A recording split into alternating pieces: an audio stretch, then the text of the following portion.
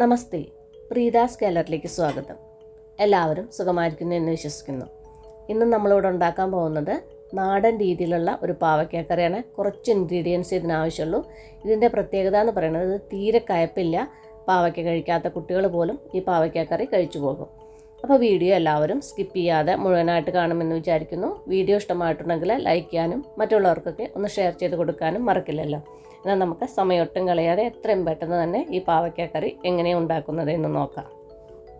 പാവയ്ക്കക്കറി ഉണ്ടാക്കാൻ വേണ്ടിയിട്ട് ഞാനിവിടെ ഒരു വലിയൊരു പാവയ്ക്ക എടുത്തിട്ടുണ്ട്. അത് നന്നായി കഴുകി എടുത്ത് കൊണ്ടുവന്നിട്ടുണ്ട്.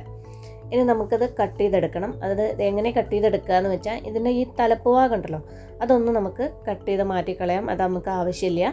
അതിനുശേഷം ഇതുപോലെ ഒന്ന് നൈസായിട്ടൊന്ന് റൗണ്ടിലൊന്ന് കട്ട് ചെയ്തെടുക്കുക. എന്നാൽ ഒരുപാട് അങ്ങോട്ട് നൈസാവും വേണ്ട, എന്നാൽ കനമൊന്നും പാടില്ല. ഇതുപോലെ ഒന്ന് നൈസായിട്ടൊന്ന് കട്ട് ചെയ്തെടുക്കുക. ആ പാവയ്ക്ക എല്ലാം നൈസായിട്ടൊന്ന് കട്ട് ചെയ്തെടുത്തിട്ടുണ്ട്. പാവയ്ക്കയുടെ കണ്ടില്ല, ഇത് ഈ ചില പീസിൽ കുരുവില്ല, പാവയ്ക്കയുടെ കുരുല്ല, അത് അതുപോലെ അങ്ങോട്ട് ഇരുന്നോട്ടെ. എന്നാൽ ചില കഷ്ണങ്ങളിൽ പാവയ്ക്കയുടെ കുരുണ്ട്. ആ കുരുള്ള പാവയ്ക്കയുടെ കഷ്ണങ്ങളിൽ നിന്ന് ആ കുരു മാത്രം അങ്ങോട്ട് ഇതുപോലെ ഒന്ന് അങ്ങോട്ട് മാറ്റിക്കളയുക.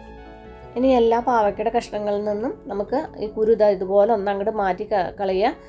എല്ലാറ്റിലൊന്നും കുരുവില്ല, ഇതാണ്ടില്ലേ, ഇതുപോലെ ചിലതിലൊന്നും കുരുവില്ല. കുരുവില്ലാത്തത് അതുപോലെ ഇരുന്നോട്ടെ. കുരുള്ളതിലെ മാത്രം ഒന്ന് ഇതുപോലെ ഒന്ന് മാറ്റിക്കളയുക.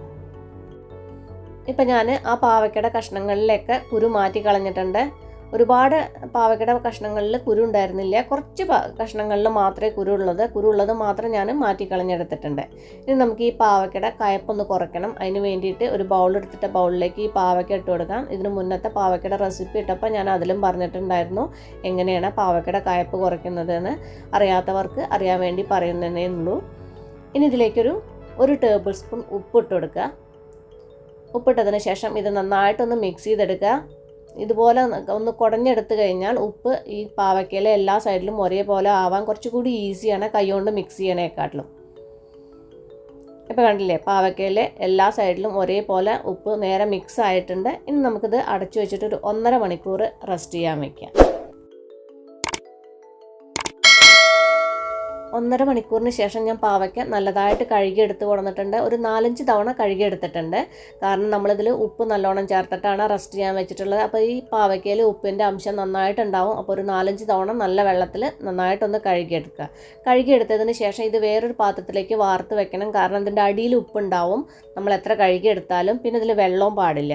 അപ്പോൾ അതുപോലെ ഞാൻ വാർത്തെടുത്ത് കൊടുന്നതാണ്. ഇനി നമുക്ക് ഈ പാവയ്ക്ക ഇവിടുന്ന് മാറ്റി വയ്ക്കാം.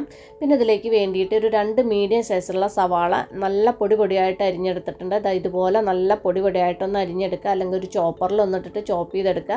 അരച്ചെടുക്കൊന്നും വേണ്ട. അരച്ചെടുത്ത് കഴിഞ്ഞാൽ നമുക്കിത് വഴറ്റിയെടുക്കാനൊക്കെ ബുദ്ധിമുട്ടാണ്. അപ്പോൾ ഇതുപോലെ നല്ല പൊടിയായിട്ടൊന്ന് അരിഞ്ഞെടുക്കുക. പിന്നെ ഇതിലേക്ക് വേണ്ടിയിട്ട് കുറച്ച് പുളി വെള്ളത്തിലിട്ട് വെച്ചിട്ടുണ്ട്. അധികമൊന്നും വേണ്ട, കുറച്ച് മതി.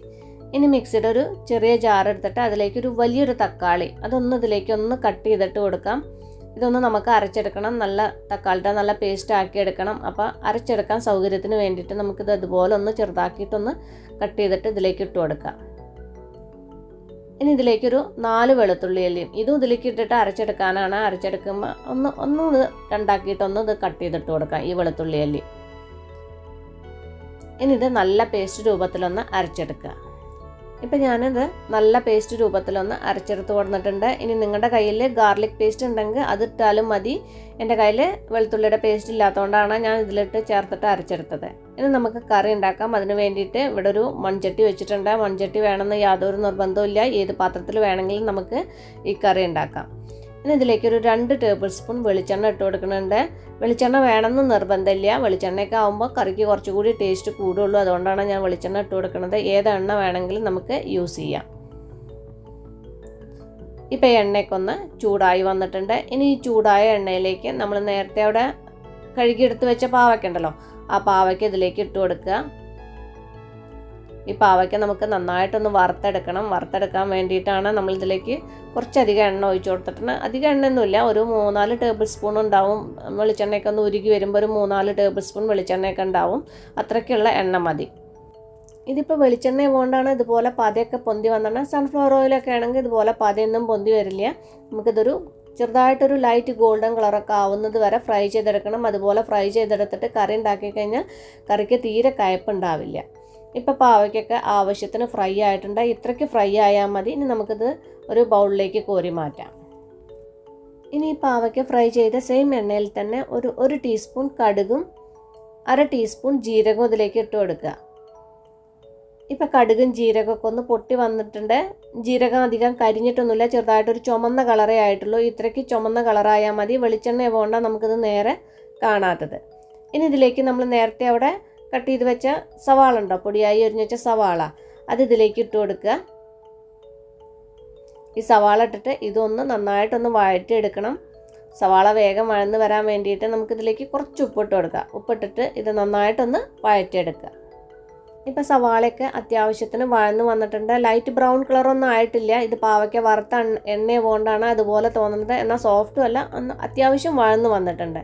ഇതുപോലെ വഴന്ന് വന്നു കഴിഞ്ഞാൽ ഇതിലേക്ക് നമ്മൾ നേരത്തെ അവിടെ അരച്ച് വെച്ച തക്കാളിയുടെ പേസ്റ്റ് ഉണ്ടല്ലോ, വെളുത്തുള്ളിയും തക്കാളിയും കൂടി അരച്ച പേസ്റ്റ്, അത് ഇതിലേക്ക് ഇട്ട് കൊടുക്കുക. പിന്നെ ഇതിലേക്ക് കുറച്ച് കറിവേപ്പില ഇട്ട് കൊടുക്കുക. ഒരു തണ്ട് കറിവേപ്പിലയൊക്കെ ഇട്ട് കൊടുക്കുക. കറിവേപ്പിലയും കൂടി ഇട്ടിട്ട് ഇത് നന്നായിട്ടൊന്ന് വഴറ്റിയെടുക്കുക. തക്കാളിയിലെ വെള്ളമൊക്കെ വറ്റി ഇതൊന്ന് ഡ്രൈ ആയി എടുക്കുന്നത് വരെ ഒന്ന് വഴറ്റിയെടുക്കുക.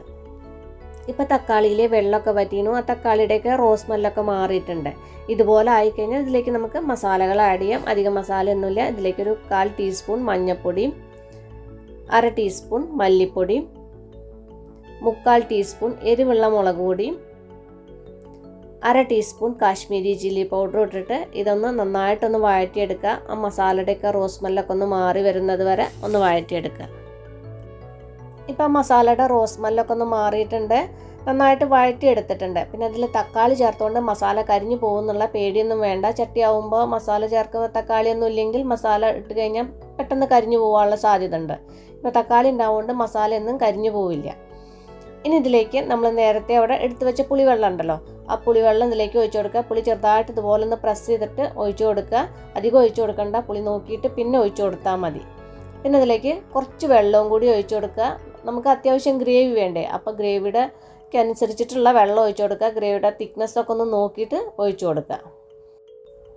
ഇപ്പം ഗ്രേവിയുടെ തിക്നെസ്സൊക്കെ പാകത്തിനുള്ള തിക്നെസ് ഉണ്ട്. ഇത്രയ്ക്ക് ഗ്രേവി തിക്കായാൽ മതി. ഞാൻ ഉപ്പ് നോക്കി, ഉപ്പിൻ്റെ കുറച്ച് കുറവുണ്ട്. ഇതിലേക്ക് കുറച്ച് ഉപ്പിട്ട് കൊടുക്കേണ്ട. ഉപ്പിട്ടതിന് ശേഷം ഇത് നന്നായിട്ടൊന്ന് മിക്സ് ചെയ്തെടുക്കുക. ഇനി ഇത് അടച്ചു വെച്ചിട്ട് ഈ പുളിവെള്ളമൊക്കെ ഒന്ന് തിളയ്ക്കണം. ഉള്ളിയൊക്കെ ഒന്ന് തിളച്ച് കുറുകി വരണം, ഗ്രേവി ഒന്നുകൂടി കുറുകി വരണം. അതിന് വേണ്ടിയിട്ട് ഇതൊന്ന് അടച്ചു വെച്ചിട്ട് ചെറുതായിട്ടൊന്ന് കുക്ക് ചെയ്തെടുക്കുക. ഒരു 1-2 തള തിളപ്പിക്കുക. ഇപ്പം പുളിവെള്ളമൊക്കെ നന്നായിട്ട് തിളച്ച് വെന്തിട്ടുണ്ട്. നമ്മുടെ സവാളയൊക്കെ നന്നായിട്ട് വെന്തിട്ട് ഒന്നും കൂടി ഗ്രേവി കുറുകിയിട്ടുണ്ട്. നല്ല തിക്ക് ഗ്രേവി ആയിട്ടുണ്ട്. അത് ഇത്രയ്ക്ക് തിക്നെസ് മതി. ഇനി ഇതിലേക്ക് നമ്മൾ നേരത്തെ അവിടെ വറുത്ത് വെച്ച പാവയ്ക്ക ഉണ്ടല്ലോ, ആ പാവയ്ക്ക ഇതിലേക്ക് ഇട്ട് കൊടുക്കുക. പാവയ്ക്ക ഇട്ടതിന് ശേഷം ഇതൊന്ന് നന്നായിട്ടൊന്ന് മിക്സ് ചെയ്തെടുക്കുക.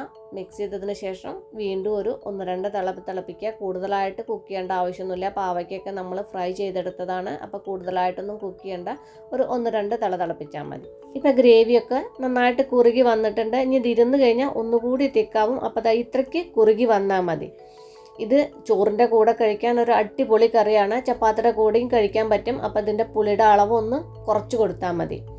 അപ്പോൾ ഈ പാവയ്ക്ക റെസിപ്പി എല്ലാവരും ഒന്ന് ട്രൈ ചെയ്ത് നോക്കൂ. നിങ്ങളുടെ ഫീഡ്ബാക്കൊക്കെ എന്നെ അറിയിക്കാൻ മറക്കല്ലേ. അപ്പോൾ നമുക്കിനി അടിപൊളി പുതിയ റെസിപ്പിയുമായി കാണാം. നന്ദി, നമസ്കാരം.